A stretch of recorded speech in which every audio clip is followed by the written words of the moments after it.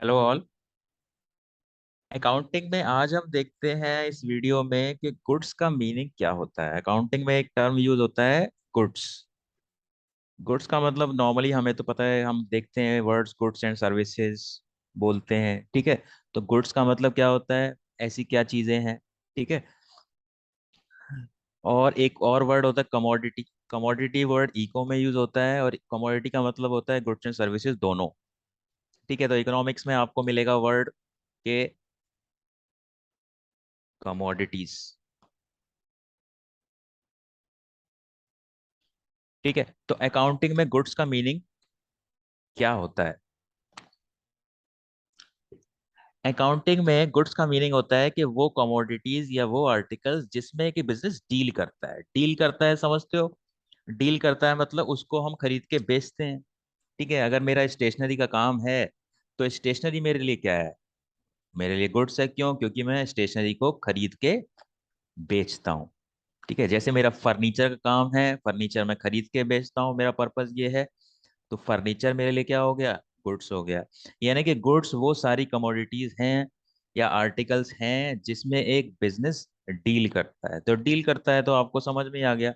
Deal करने का मतलब क्या होता है। डील करने का मतलब होता है कि you buy that thing to sell, ठीक है। और बाय करके सेल करोगे और उससे ही आप प्रॉफिट कमाओगे। यही तो आपका पर्पज होता है बिजनेस के अंदर। किसी चीज को खरीदोगे, खरीदोगे या बनाओगे और उसके बाद उसको बेचोगे और उससे प्रॉफिट कमाओगे। तो यानी कि जिस चीज को आप बेचने के लिए खरीदते हो वो आपके गुड्स हैं, और जिस चीज को आप बेचने के लिए नहीं खरीदते हो वो क्या होते हैं, वो आपके गुड्स नहीं होते हैं, ठीक है।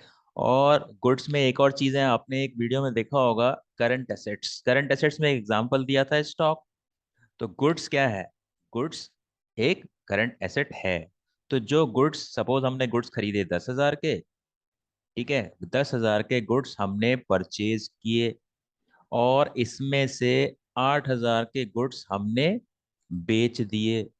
तो कितने के गुड्स बचे, 2,000 के गुड्स बचे। तो 2,000 के गुड्स जो बचे उसको हम बोलते हैं स्टॉक, ठीक है। स्टॉक, अब एक नया नाम हम यूज करते हैं, इन्वेंट्री, ठीक है।